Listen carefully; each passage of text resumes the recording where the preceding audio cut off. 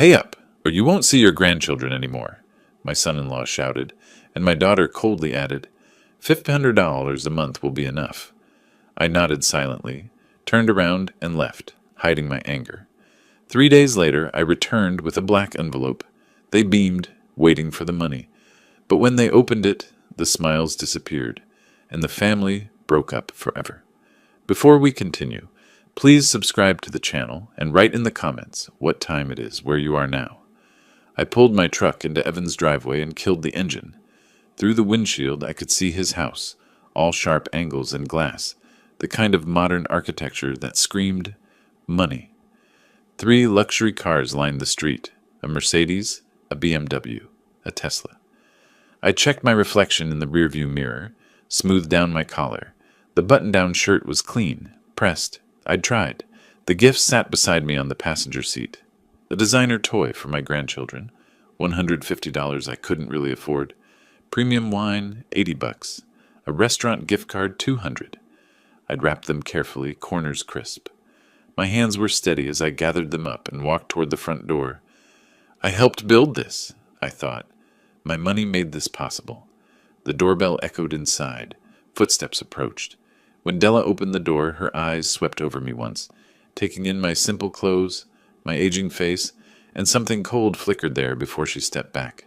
"You're here," she said. Not a greeting, a statement. "Happy Thanksgiving, Della. I brought some gifts for everyone." I held them up slightly. "You can put them somewhere." She didn't look at the packages, just moved aside, letting me squeeze past into the entryway. The house buzzed with conversation and laughter. A dozen people filled the living room, all strangers to me. Women in designer dresses, men in expensive casual wear, the kind of clothes that look effortless but cost a month of my pension. They held wine glasses, smiled at each other with practiced ease. "Is Evan around?" I asked. "He's busy with guests. We have a full house today." Della was already turning away, moving back toward her people. I stood there holding the gifts, looking for somewhere to set them down. A side table near the entrance seemed appropriate. I placed them carefully next to a crystal vase and some decorator books. My wrapped packages looked cheap beside such elegance. Across the room, I spotted Evan. He stood near the fireplace, gesturing animatedly to a man wearing a watch that probably cost more than my truck. When he saw me, he waved, casual, dismissive, but didn't come over. I tried to join a conversation near me. 3 women in their 40s paused when I approached. "Hello," I said. "I'm Simon, Evan's father." "Oh, how nice," one of them said. Her smile was polite, empty. "And what do you do?" "I'm a retired firefighter." "Oh, how nice," she repeated, and immediately turned back to her friends. Their bodies angled away, closing me out. I moved toward Evan. He was deep in conversation, but I needed to connect with someone in this room. "Hey, son. Good to see you." He barely glanced at me. "Hey, Dad. Glad you could make it. This is Marcus. He owns the commercial real estate firm downtown." Marcus extended a limp hand. "Pleasure. I wanted to catch up," I said to Evan. "It's been a while since—" "Yeah, we'll talk later." He was already turning back to Marcus. "So tell me about that property deal you mentioned." I stood there for another moment, invisible. Then I moved away. Above the fireplace, a framed photo caught my attention. Evan as a boy, maybe 8 years old, sitting on my shoulders at a fire station open house. His gap-toothed grin, my proud smile. I remembered that day teaching him how the equipment worked, letting him wear my helmet. Other memories flashed. Bike riding lessons in the park, Saturday morning pancakes, soccer games where I cheered until my voice went raw. When had we lost that? "Everyone, dinner's ready!" Della's voice cut through the chatter. The crowd moved like a wave toward the dining room. I followed, my stomach tight with anticipation. Maybe at the table, Evan and I could talk properly. The dining room gleamed. Crystal glasses caught the light. Fine china sat at each place, the pattern delicate and expensive. Elegant centerpieces ran down the middle of the long table. I counted the chairs. 12 settings. 12 people.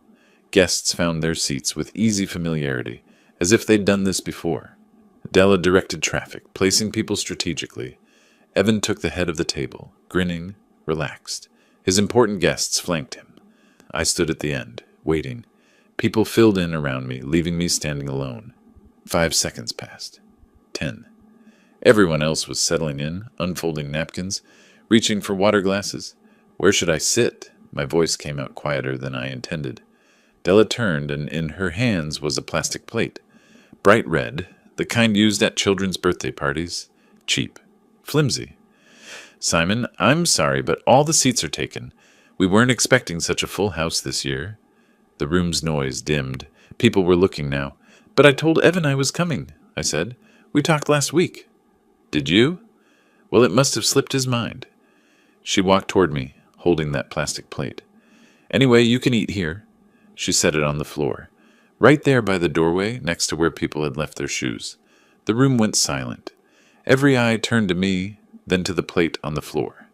Evan's laugh broke the quiet, not nervous, genuine amusement. Come on, Dad, eat like a dog. You're used to simple living, right? Firefighters aren't exactly picky eaters. A woman gasped softly. A man coughed. Someone looked away. Della returned to her seat, as if nothing had happened. Let's all sit down. The turkey is getting cold.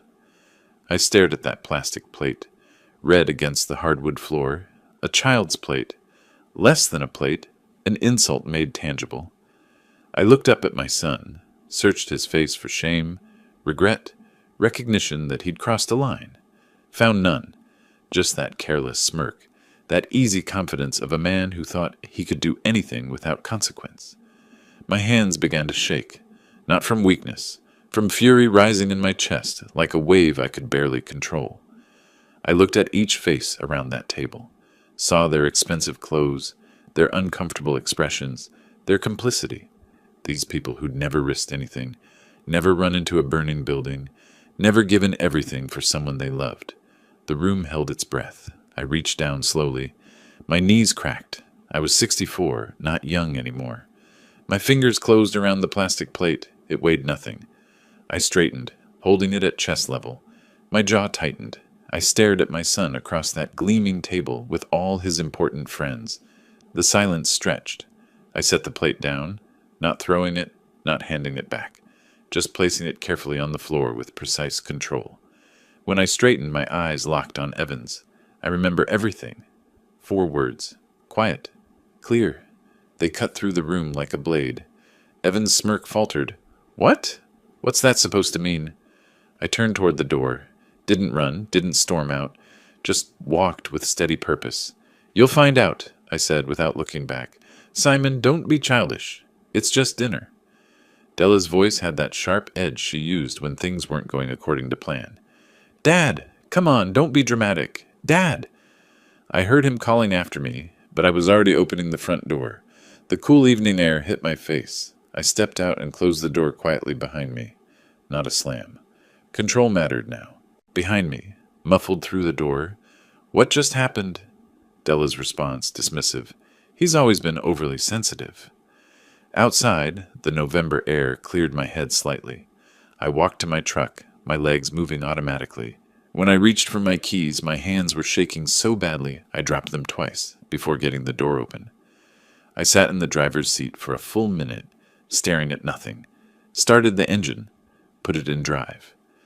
As I pulled away from that perfect house, I glanced in the rearview mirror. All those luxury cars still parked there, warm light spilling from the windows. They were inside celebrating, and I was driving away alone.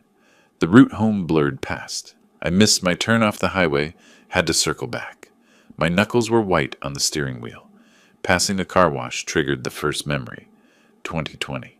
Evan in my kitchen, laptop open, showing me glossy photos of luxury cars, his eyes bright with excitement. Dad, I've got this incredible opportunity.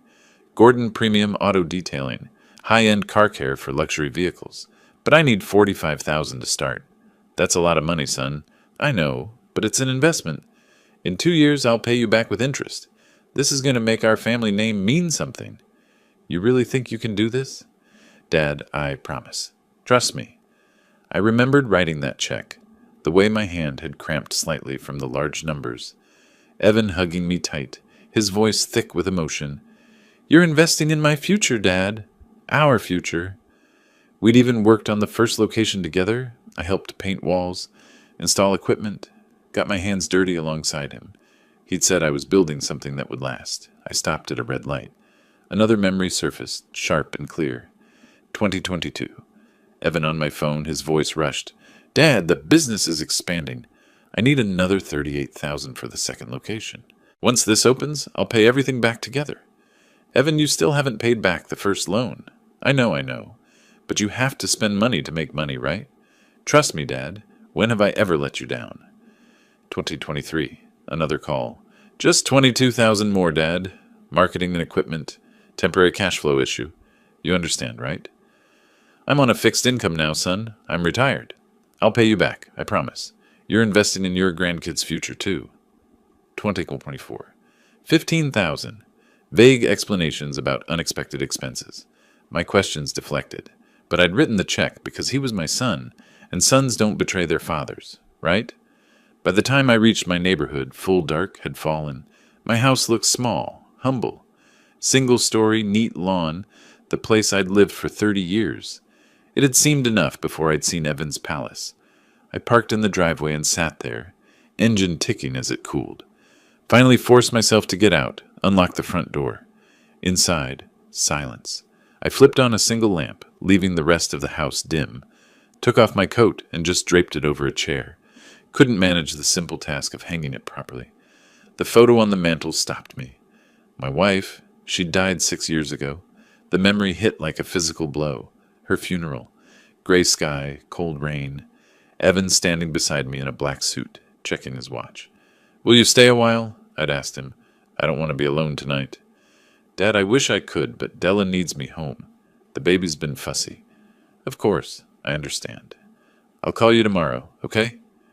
He hadn't called the next day, or the day after. I'd sat in this dark house, drowning, and my son had disappeared. The financial help started after that. I saw it clearly now. I'd been buying his attention, trying to keep him close the only way I could. The loans weren't business investments. They were ransom payments for scraps of my son's time. I moved to my office, pulled out the folder marked Evan Business Loans, and spread documents across my desk. Bank statements, canceled checks, printed emails, the handwritten agreements we'd signed, so casual, so trusting. I found my calculator, started adding. 45,000, 38,000, 22,000, 15,000, $120,000, 5 years of promises. I organized everything chronologically, highlighted key passages in the agreements, Evan's signatures on each one, right next to mine. Text messages. Thanks, Dad, you're the best. I'll pay you back soon. Emails full of gratitude and vows. Documentation. Evidence. Proof. Hours passed. I made coffee, forgot to drink it. The house stayed dark, except for my desk lamp. Outside, the neighborhood slept. I found a photo in my desk drawer. Evan at 7, gap-toothed smile, sitting on my shoulders. That fire station open house. Before everything changed. Before money became the only language between us. I traced my finger over his young face, then set the photo face down on the desk. My phone sat beside the documents. I scrolled through old messages from Evan, reading his promises. Stopped on one from 2020. You're the best dad ever. I'll make you proud. My expression hardened. I picked up a business card from my desk organizer. Robert Chen, attorney. He'd done legal work for the fire department years ago. Handled some property disputes. Good man. Fair. I programmed his number into my phone, pulled up his contact. Dawn light began creeping through the window, turning the sky from black to gray. I'd been awake all night, sitting with my documents, my memories, my calculations. My thumb hovered over the call button. $120,000. 5 years of manipulation. Tonight's humiliation. The plastic plate on the floor. My son's laughter, eating like a dog. I looked at young Evan's photo again, still face down, then at my phone. The hurt was transforming into something else. Something harder, colder. Something that felt like justice. I took a deep breath. I made the call at 8 the next morning. My finger pressed the numbers with steady purpose. No hesitation left in me. The fire department's legal aid hotline for retirees connected me with a counselor who listened without interruption. I need advice about recovering money I loaned to a family member, I said. My son, he's refusing to pay it back. I'm sorry you're dealing with this. Her voice carried genuine sympathy. These situations are always painful. Do you have any written agreements or documentation? Yes. Loan agreements he signed, bank statements, text messages promising repayment, everything. That's good. That's very good. Papers rustled on her end. Let me give you the name of an attorney who specializes in these cases. Thomas Brennan. He's helped other retirees in similar situations. I wrote the name down carefully. Thank you. I need to do this right. The next few days, I became someone I recognized from my firefighting years. Systematic, thorough, mission-focused. I spread every document across my dining table and organized them by date. Bank statements went onto one pile, canceled checks in another. The loan agreements, 5 of them, each bearing Evan's careless signature, got their own section. Text messages I'd printed out, emails full of his promises, all arranged chronologically. I bought a 3-ring binder and sheet protectors, created dividers with labeled tabs, wrote a timeline on legal paper. November 2020, first loan, $45,000. March 2022, second loan, $38,000. Each entry included the amount, Evan's stated purpose, his promise of repayment. By the time I finished, the folder looked professional, official, the kind of evidence that spoke for itself. The work helped, turning grief into data, betrayal into proof. My hands stayed busy while my mind stayed sharp. Brennan's office occupied the 3rd floor of a modest building in downtown Phoenix. The waiting room held outdated magazines and a tired receptionist behind scratched glass. When he called me in, I stood, shook his hand with the firm grip my father taught me. His office smelled like old paper and coffee. He gestured to a chair across from his desk, and I sat, opening my folder with care. This is thorough, Brennan said, flipping through pages. He was late 50s, graying at the temples, reading glasses perched on his nose. You've documented everything well. Mr. Gordon, under Arizona law, we can pursue this. Family loans are enforceable contracts if there's evidence of intent to repay. So I have a case. You have the foundation of a case. He set down one document, picked up another. But I'll be honest, we need more. We need proof your son used this money for the stated business purposes and evidence of his current financial capacity. That's where investigation comes in. My chest tightened. How long will this take? If we file suit, 4 to 6 months to get to court. Maybe longer if they fight it. I looked at Evan's signature on one of the agreements. The ink slightly smudged where his hand had moved too fast. I waited 5 years for him to do the right thing. I can wait 6 more months for justice. Brennan recommended a private investigator that same afternoon.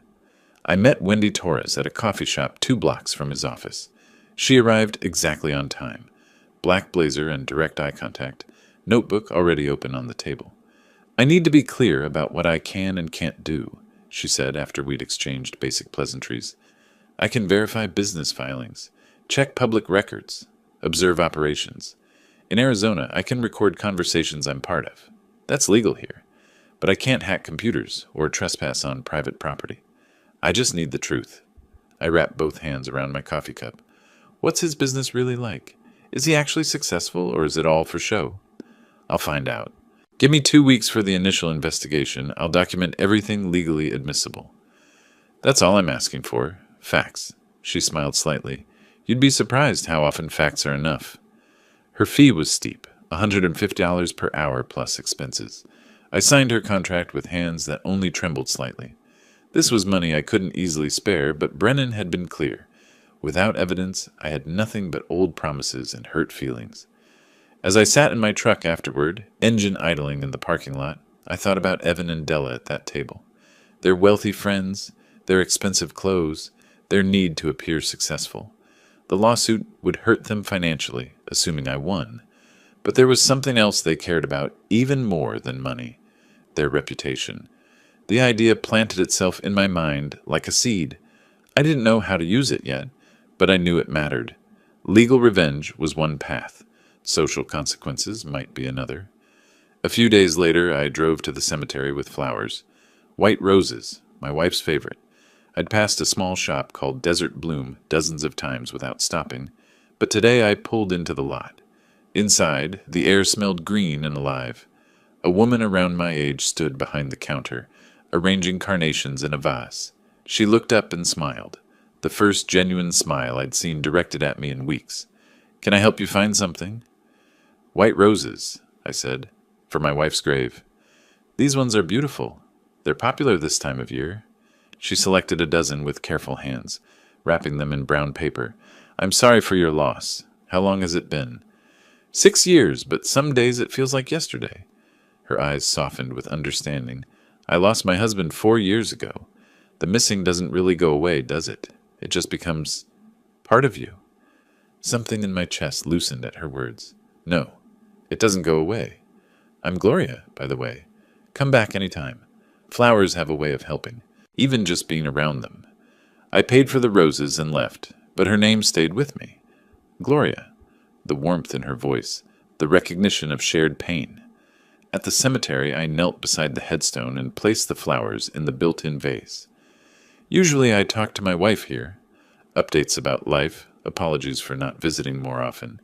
Today I stayed quiet, just knelt in the grass with my hand on the cold stone. "I'm doing something you probably wouldn't approve of," I finally said.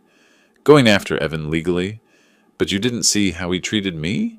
You didn't see the person he's become." Wind moved through nearby trees. A bird called somewhere close. "I met someone today, just briefly. A woman at the flower shop. She was kind. I'd forgotten what that felt like." I touched the stone once more, then stood. My knees protested. 64 years old, body remembering every fire I'd run into, every ladder I'd climbed. Driving home, I thought about Gloria's face. Not my grief, not Evan's betrayal, but that unexpected moment of human kindness from a stranger who understood loss. As I pulled into my driveway, I realized something had shifted. I wasn't just planning revenge, I was starting to imagine what life might look like after. 2 weeks later, Wendy called. "We need to meet," she said. "I've got information you'll want to see in person." The diner she chose sat on the edge of downtown Phoenix, the kind of place with cracked vinyl booths and coffee that tasted like burnt rubber. She was already there when I arrived, folder open in front of her. I slid into the booth across from her. She didn't waste time. "Your son's in trouble." She turned the folder so I could see. Photographs, documents, printed screenshots.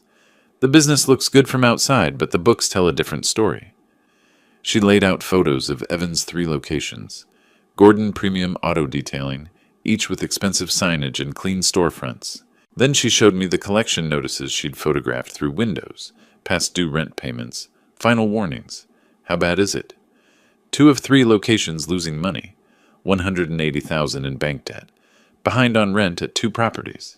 If he doesn't turn it around soon, he's looking at bankruptcy. I stared at the numbers, the notices, the evidence of failure hidden behind that successful facade. So he needed my money just to stay afloat.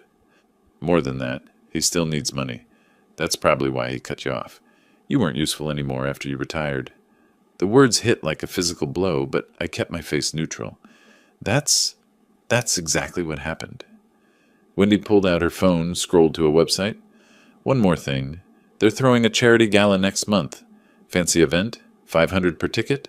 They're all over social media playing the generous benefactors." She showed me the screen. Evan and Della in formal wear, arms around each other, smiling at the camera. The event description talked about community leadership, giving back, supporting children's literacy. I felt something cold settle in my chest. Benefactors. They won't pay back the man who funded their life, but they'll throw a party to look charitable. The hypocrisy is pretty breathtaking. Thought you'd want to know. I do. I studied the date, December 15th, less than 3 weeks away. This is perfect, actually. Perfect how? I'm not sure yet, but I'll figure it out. I took copies of everything, thanked Wendy, asked her to keep monitoring their social media. Then I drove straight to Brennan's office with the evidence. He reviewed each document with growing satisfaction, making notes on his legal pad, highlighting specific sections. "This strengthens our case significantly," he said. "It shows he received money, used it for business as claimed, but mismanaged funds. We're ready to file soon." I left his office feeling the legal side was solid. But my mind kept returning to that gala photograph, Evan's confident smile, Della's elegant dress, their performance of generosity and success. 3 days later, I returned to Desert Bloom. Gloria looked up from a floral arrangement when the bell chimed. Her face brightened with recognition. Back so soon? I wanted to ask about ordering flowers for an event. It was half excuse, half genuine inquiry. Do you do arrangements for large gatherings? She led me to a portfolio, flipping through photos of weddings, corporate events, elaborate displays. Her hands moved with practiced grace, pointing out different styles and options. What kind of event? She asked. I'm not entirely sure yet. The truth slipped out before I could stop it. It's complicated. She set down the portfolio, studied my face. Last time you were here, you mentioned a family situation. Is it getting any better? I found myself telling her more than I'd intended. About the money, about Evan's refusal to pay it back, about discovering his business was failing while he pretended to be successful. Your son? She looked genuinely shocked. The one you were visiting for Thanksgiving? That same son. I helped fund his business for years. Now that I'm retired and can't give more, I'm disposable. That's cruel. I'm sorry, Simon. I'm taking legal action. Hired a lawyer, investigator. I'm done being the understanding father. She nodded slowly. Good. You deserve better. We talked for another 20 minutes. She told me about her own children, daughter in Portland, son in Charlotte, how they called on holidays but hadn't visited in 2 years, how she understood loneliness, understood what it felt like when family disappointed you. The shop helps, she said. Flowers, customers, staying busy. But some days, she trailed off, then met my eyes. I close at 5. Would you like to get coffee sometime? The question surprised me. So did my immediate answer. Yes, I'd like that. We exchanged numbers. Agreed to meet the next day at a cafe in Central Phoenix. I left with a lightness I hadn't felt in weeks. The cafe had big windows and quiet corners. I arrived 5 minutes early, unusual for me, showing nerves I didn't want to acknowledge. When Gloria arrived, I stood awkwardly, unsure if I should hug her or shake hands. She solved it by touching my shoulder, warmly before sitting. Tell me about being a firefighter, she said. You must have some incredible stories. 32 years of them. Some scary, some funny, some that still keep me awake at night. What made you do it? Run into burning buildings when everyone else runs out? I thought about it, watching steam rise from my coffee. Honestly, I liked helping people. Sounds simple, but that's what it was. You make a difference when you pull someone out of a fire or save their home. You still help people, don't you?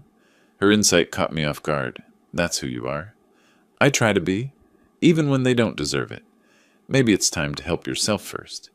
We talked for over an hour. She told me about buying the flower shop 15 years ago, how it had saved her after her husband's death, how working with living things with beauty gave her purpose when grief threatened to swallow her whole. I told her about the firehouse, the brotherhood, the satisfaction of work that mattered, about my wife and the hole her absence left, about feeling lost in retirement, like I'd stopped being useful.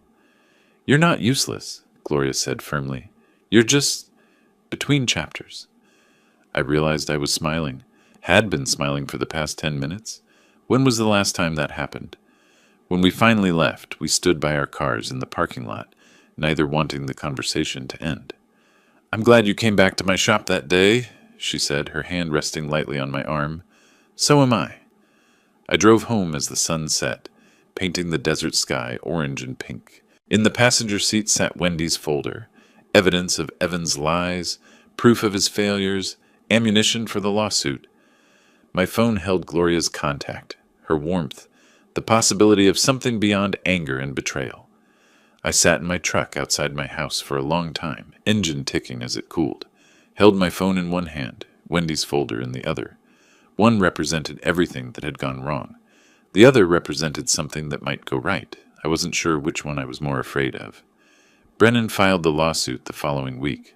The process server, a woman in business casual, walked into Gordon Premium Auto Detailing's main location at 2 in the afternoon. Evan was standing beside a Tesla, showing a client paint protection packages on an iPad. Professional, confident, the image of success. Evan Gordon? He turned, confused. Yes? She handed him the manila envelope. You've been served. The client stepped back. Evan opened the envelope right there, his face shifting from confusion to shock.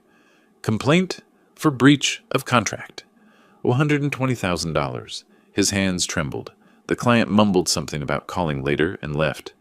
Evan stood frozen, other customers watching, employees glancing over. My phone rang an hour later, Evan's name on the screen. I let it ring twice before answering. "Hello, Evan?"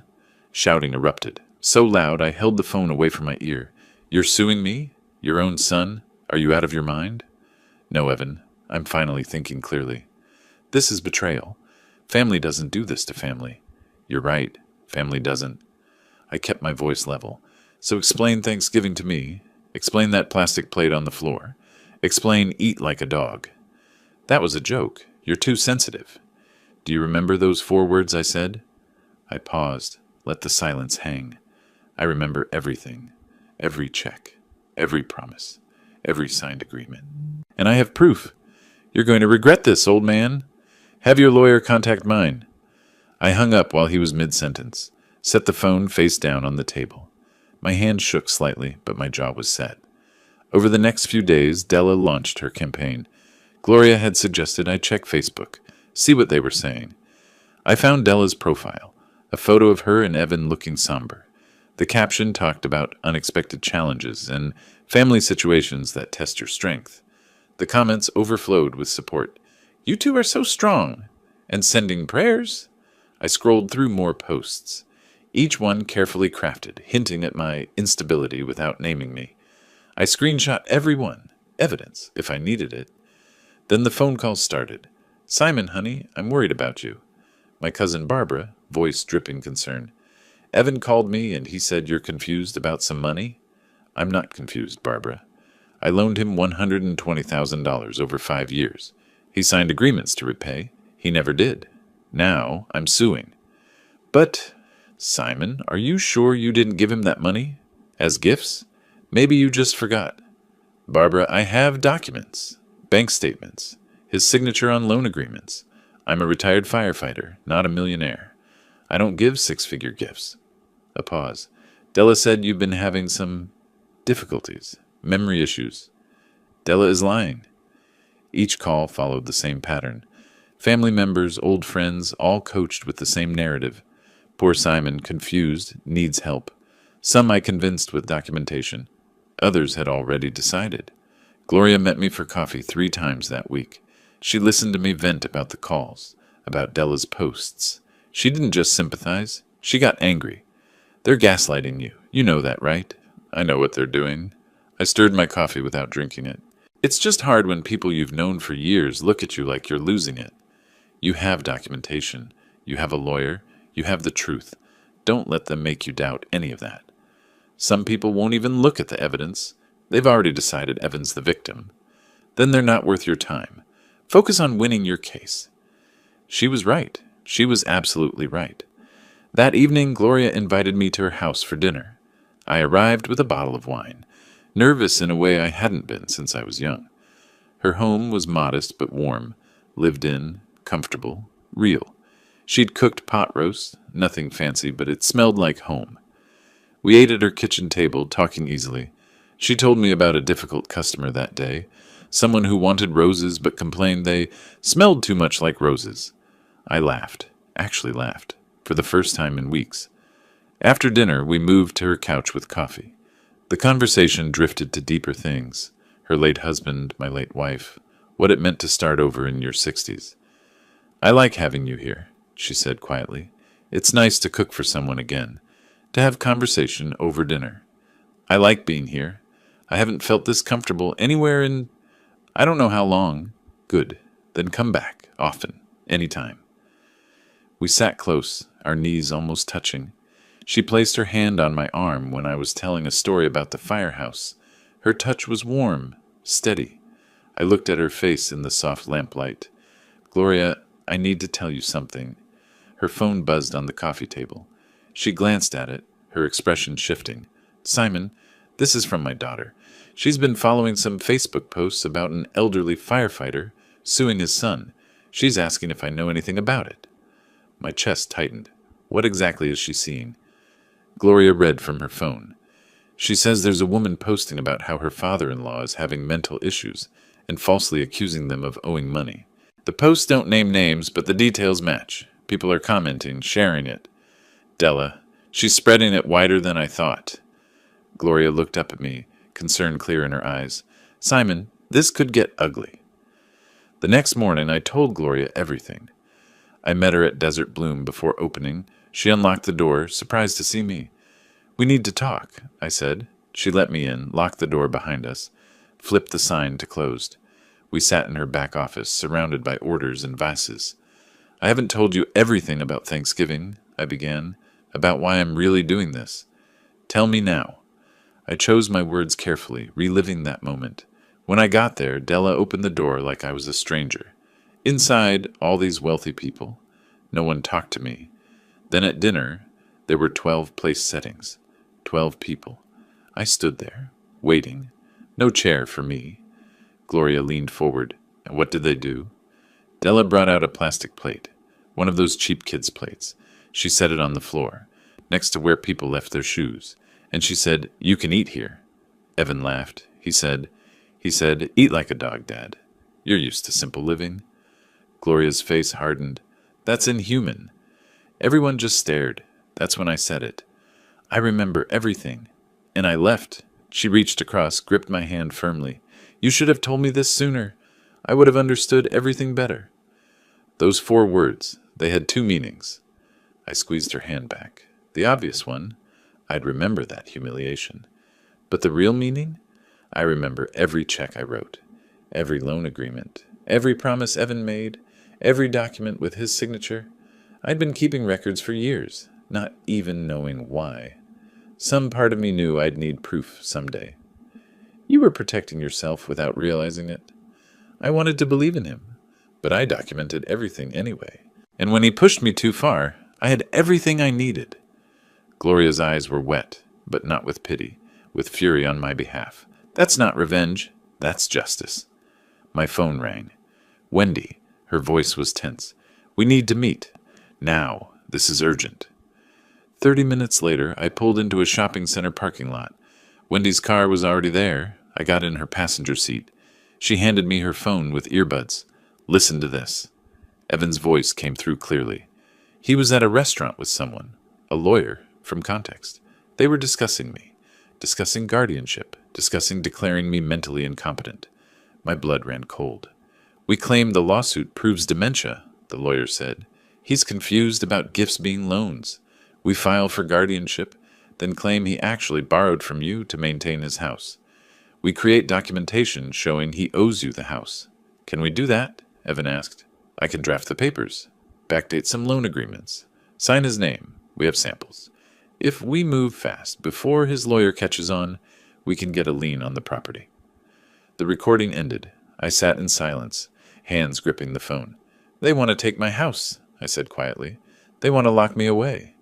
Wendy nodded grimly. That's exactly what they want. This lawyer lost his license once, got it back on a technicality. He's willing to commit fraud. I called Gloria from the parking lot. I need your help. Can you meet me at a notary office? Text me the address. I'll be there in 20 minutes. At the notary's office, a small storefront operation, I explained what I needed. The notary, a middle-aged woman who'd seen everything, pulled out forms without blinking. A will, leaving my house and assets to the firefighters' benevolent fund. Medical power of attorney to Gloria. Financial power of attorney to Gloria, with strict limitations. When it was Gloria's turn to sign as my attorney in fact, she hesitated, pen hovering. I covered her hand with mine. Please, I trust you. She looked at me for a long moment, then signed. We went directly to Brennan's office. Late afternoon light slanted through the windows. I handed over Wendy's recording device and printed transcripts. Brennan listened, jaw tightening. He made notes rapidly, occasionally muttering, "Unbelievable. This is textbook elder abuse." He pulled up Arizona statutes on his computer, showing us criminal penalties. Then he started drafting motions, typing fast. After an hour, he handed me copies. We're filing these tomorrow morning, first thing. A restraining order preventing them from filing guardianship petitions or property claims. And I'm amending our complaint to include attempted fraud and conspiracy. He looked at me seriously. This actually strengthens our case, shows consciousness of guilt. But Simon, you need to understand. They're desperate.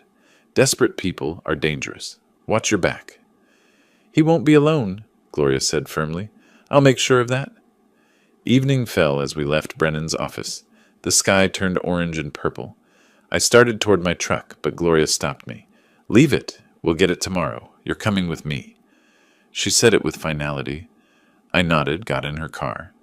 As she drove through Phoenix streets, we were mostly quiet, processing the day. Gloria reached over, briefly squeezed my hand on the armrest. I didn't let go. We drove the rest of the way holding hands. You're staying at my house, she said, for a few days at least. I don't want to put you in the middle of this. Evan and Della are... I'm already in the middle of it. I signed those documents.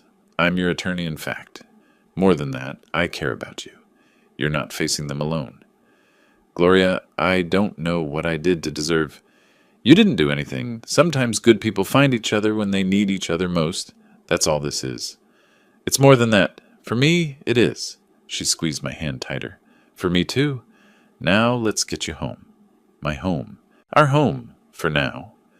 I looked at her profile in the fading light. This woman who barely knew me weeks ago and was now letting me into her life, putting herself at risk by opposing my family. For the first time in years, I wasn't alone in this fight. 2 weeks passed in a strange sort of peace. Living with Gloria felt less like staying with someone and more like coming home. We developed rhythms, morning coffee together at her kitchen table. She'd leave for the flower shop with a kiss on my cheek. I'd handle legal calls and documents at her dining table. Evenings we cooked together, talked about anything except Evan and lawsuits. But the gala approached. December 15th. I'd been watching their social media promotion, glossy photos, hashtags about community leadership, ticket prices that could feed a family for weeks. I made a phone call to the Firefighters Association president. Jake, I saw that Evan and Della are hosting this big charity event. Made me think, we do charity work every day, just without the fancy venue. What are you thinking, Simon? Maybe it's time people remembered what real community service looks like. Retired guys living on pensions, still volunteering, still helping. Jake understood immediately. A newspaper piece? I know someone at the Chronicle. Just highlighting the good work. Nothing controversial, just truth. The reporter who interviewed me was young, earnest. She asked about my years of service, what retirement meant, how I stayed connected to the community. Gordon says he's proud to support the next generation, including his son Evan, an entrepreneur in Scottsdale. She wrote in her notes. I said it without irony. She didn't catch the subtext. Will you be at his charity gala this weekend? I'm not on the guest list, but that's fine. Different generations, different social circles. The article published December 15th. Phoenix Chronicle, Local Heroes section. My photo in old firefighter gear, 5 of us featured. Mine included that careful line about supporting my son. I bought the paper that morning, sat in Gloria's car reading it. Perfect. Just factual enough to seem innocent, positioned exactly right to raise questions. That evening, while the gala happened across town, Gloria and I stayed home. We cooked together, pasta with her late husband's recipe for marinara sauce, something she hadn't made in years. She said cooking it with me felt right, not sad. We ate by candlelight, talked about her daughter in Portland, about whether we should visit in spring. My phone buzzed. Text from Jake. Articles getting shared everywhere. Fire department's official page posted it. Good visibility. I smiled, set the phone aside. Everything went as planned? Gloria asked. Better than planned. Does it feel good? The revenge? I considered her question. It's not about feeling good.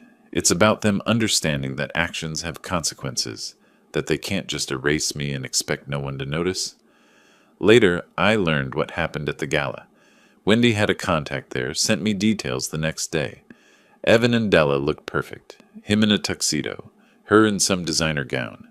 They worked the room, posed for photographers, played their roles flawlessly. Then guests started mentioning the article. I saw something wonderful in the Chronicle today. Your father's firefighter service. Such an impressive career. Evan deflected with vague smiles. Someone asked directly, Why isn't your father here tonight? This seems like the kind of event he'd appreciate. He's busy with other commitments, Evan managed, but the questions kept coming. Then Richard Chambers, one of Evan's business investors, cornered him near the bar. Evan, we need to talk about something I heard. There's a lawsuit from your father over business loans. Is that accurate? Evan's smile went rigid. It's a misunderstanding. Family matter. Being resolved quietly. Except it's in court. Public record. And if you're disputing legitimate business loans from family, that makes me question your financial ethics. Our investment was based on trust.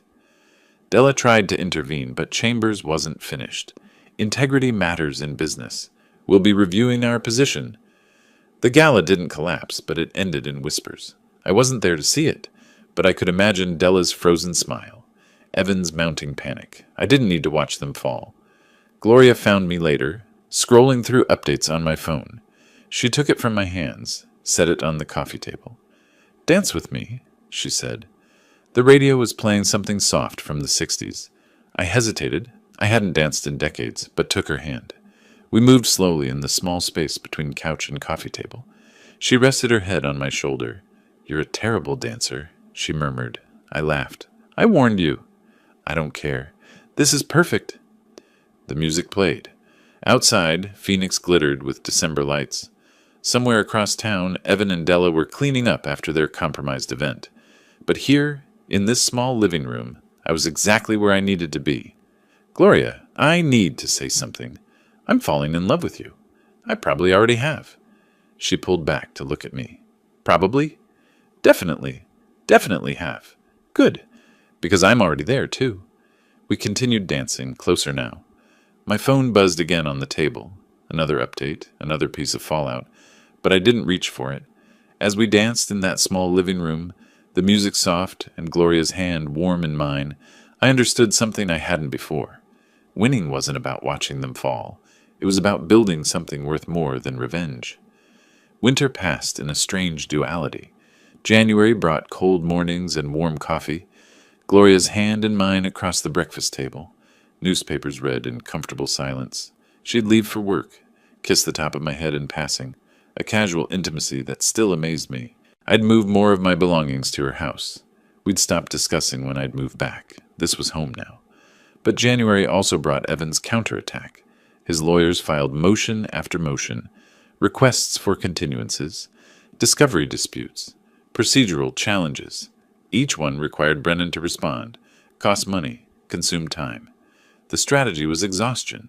Make it too expensive, too draining, hope I'd settle for pennies, or give up entirely. Then came their counterclaim. $50,000 for emotional distress caused by my lawsuit. Brennan called it nuisance litigation, said it had no merit, but we'd have to respond. Della ramped up her social media presence, posts about toxic family dynamics and elder manipulation tactics. Never naming me, but the details were unmistakable. Her friends commented supportively, creating an echo chamber of sympathy. Some posts went viral in certain circles, young families victimized by greedy older relatives who gave gifts, then demanded return. I saw these posts. They stung. "Look at this," I showed Gloria one evening. "She's calling me a predator, says I'm trying to steal their future." Gloria read it, then set my phone face down on the table. "She's lying. She knows she's lying. The question is, do you know that?"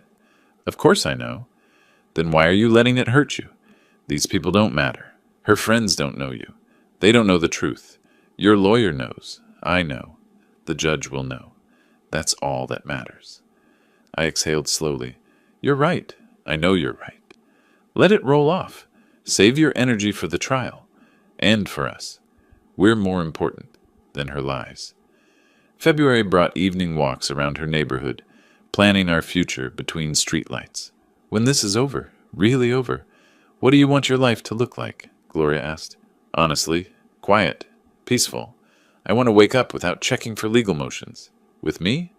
"Yes, definitely with you.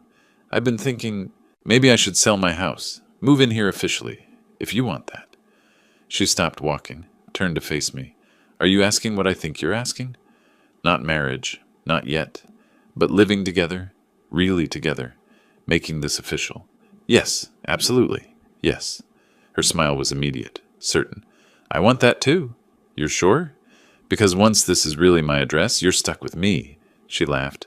"I'm already stuck with you, might as well make it official." Late February, Wendy called with urgent news. I met her at Gloria's house, both of us sitting on the couch while Wendy set up her laptop. You need to hear this recording.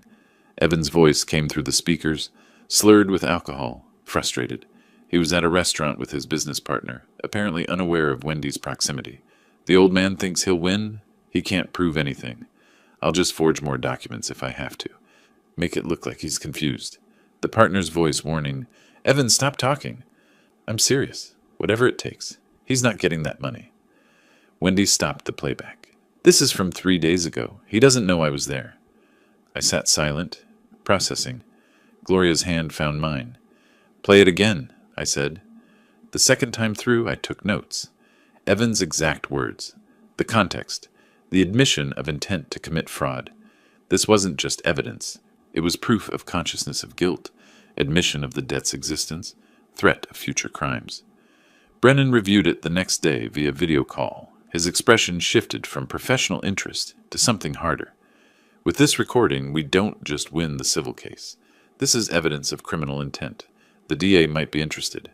I don't want him in prison, I said. I just want my money and my dignity. That's your choice.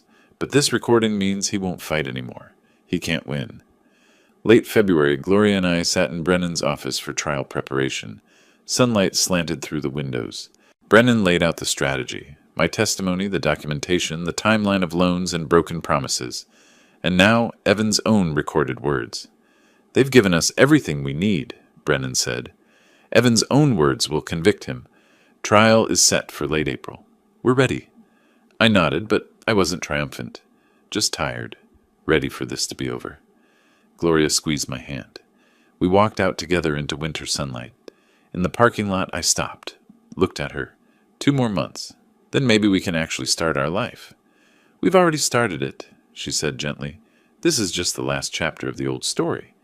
What's the first chapter of the new one? Us, together, building something good. I opened her car door. Thank you. For everything. For standing with me. Where else would I be?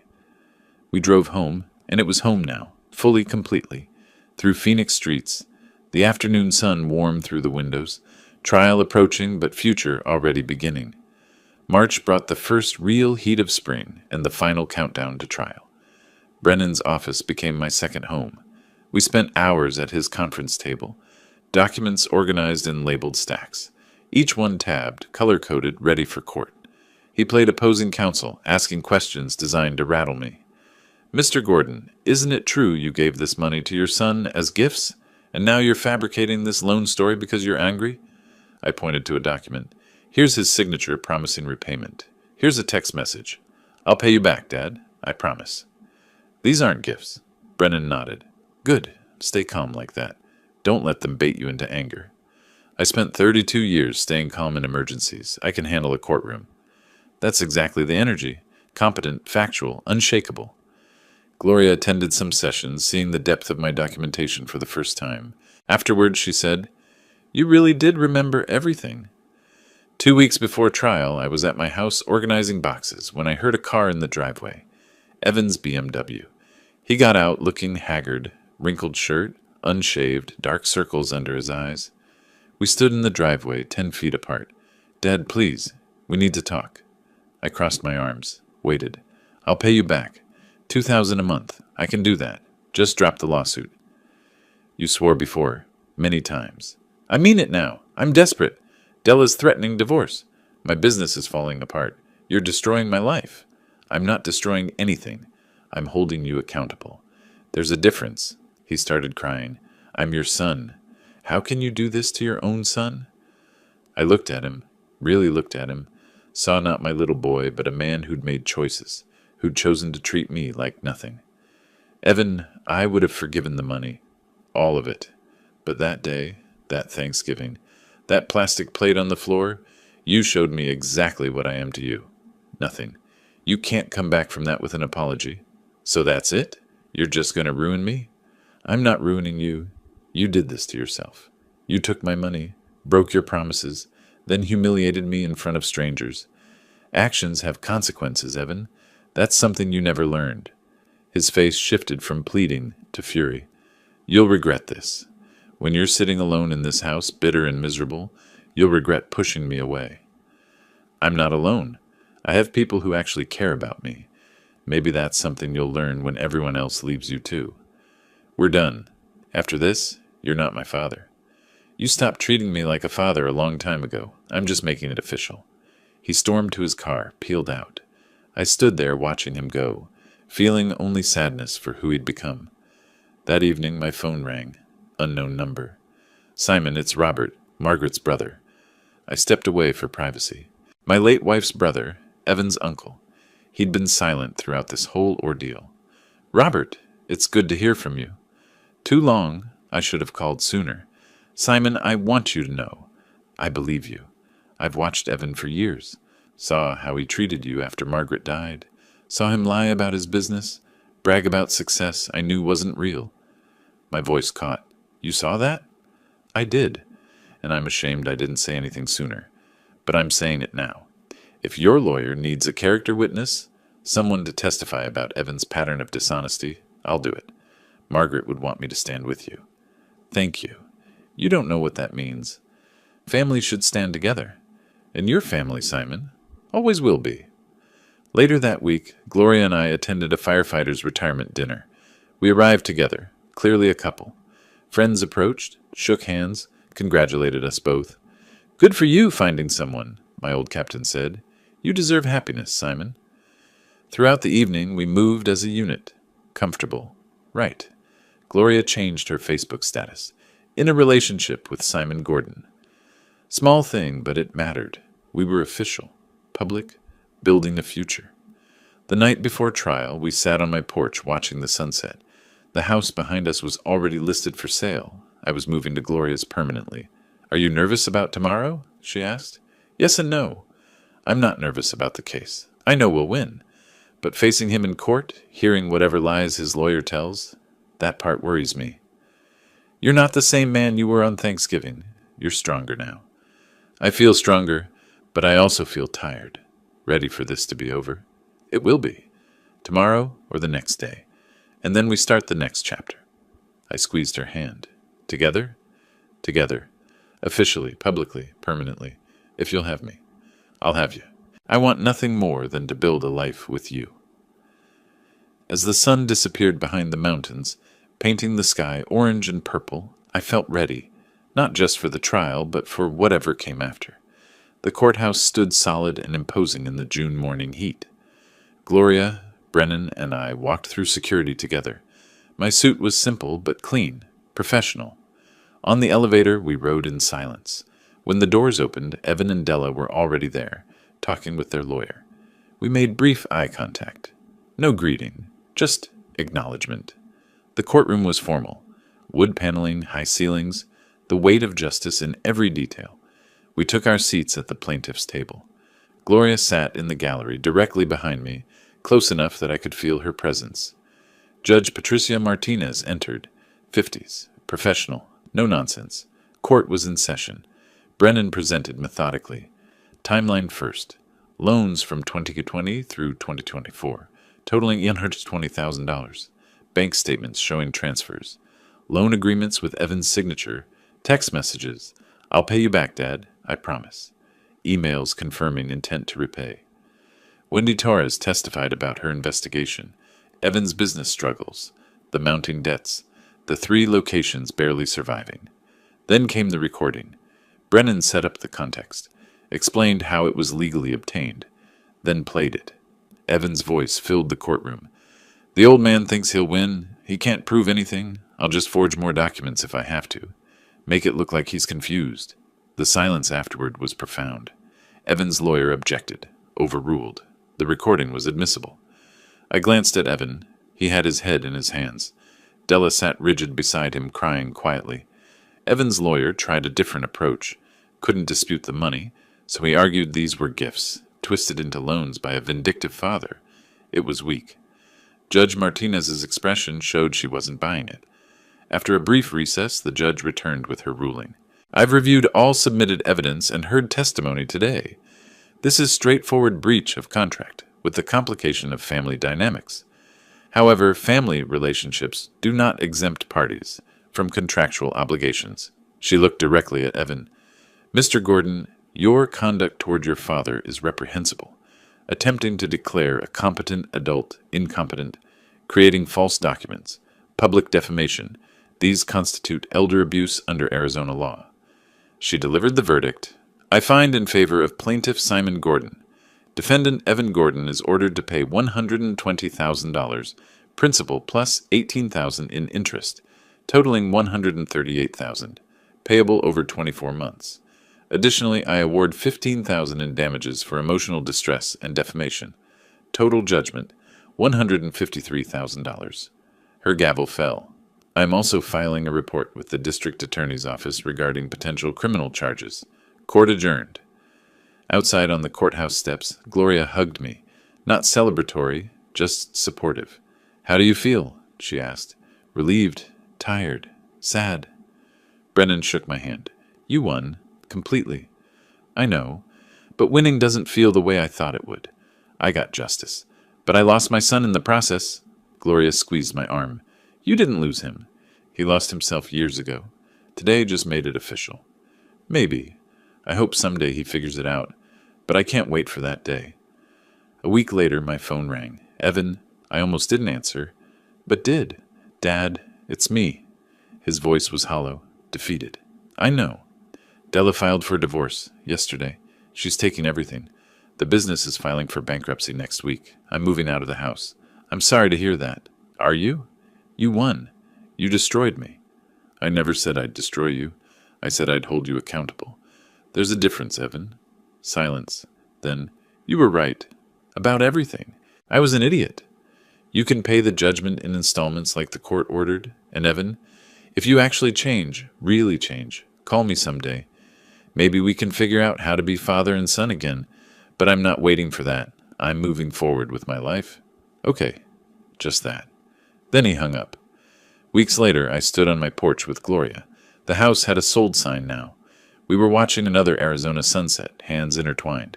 You really think he can change? She asked. I don't know. Maybe. He's my son. I have to believe it's possible. But you're not putting your life on hold waiting for it. No. I spent too many years waiting for him to do the right thing. We're building our life now, together. I like the sound of that. Our life. I looked at the sunset, all those shades of orange and purple that had become familiar over these months of transformation. You know what's funny? 6 months ago I came to his house for Thanksgiving, hoping for family. Now I've got you, and that's more family than I've had in years. She smiled. That's not funny. That's perfect. We stood in comfortable silence. The evening air was warm, gentle. Somewhere across Phoenix, Evan was rebuilding from nothing.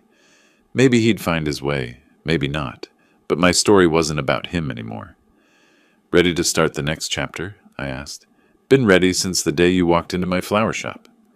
We went inside together, leaving the porch and the past behind, walking into the life we'd built from ashes and unexpected kindness. A life worth more than any revenge could ever be. If you like this story, please like this video, subscribe to the channel, and share your impressions of this story in the comments. To listen to the next story, click on the box on the left. Thank you for watching.